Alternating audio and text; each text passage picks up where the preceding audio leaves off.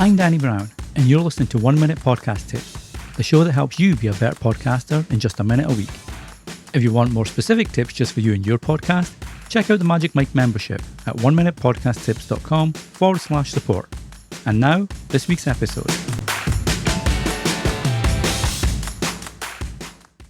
Earlier this year, YouTube announced they were going to start supporting RSS feed ingestion to YouTube. Basically, this meant you could take your RSS feed from your podcast host and easily add it to YouTube. YouTube would then turn your audio episodes into static videos and publish them on YouTube as well as YouTube Music. This obviously opens up your podcast to a wider audience, especially given YouTube is the number 2 search engine in the world.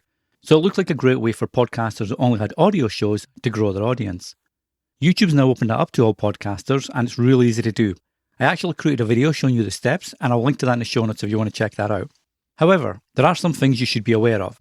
The first thing is YouTube rehosts the audio.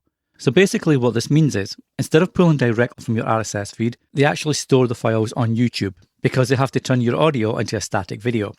Now, because they store the files on YouTube, it means that you won't see any plays or listens of your audio files on YouTube in your podcast host's analytics.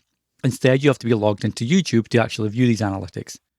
Additionally, if you need to change the episode audio file, you would normally just do that at your podcast host and the new file would be sent through to Apple, Spotify, etc.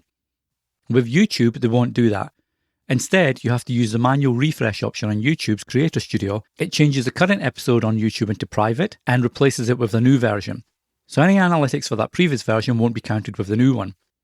However, perhaps one of the biggest issues, and certainly for podcasters that run a lot of ads on a show, is because YouTube has its own monetization option, you can't have ads in your podcast audio. So if you use an ad marketplace and they automatically insert ads for you, you're not allowed to use them on YouTube. Instead, you'd have to strip them out before you upload the audio. Now, you can use host-read ads or sponsor messages, but then you do have to mark that as including paid content on YouTube. So it's really up to you.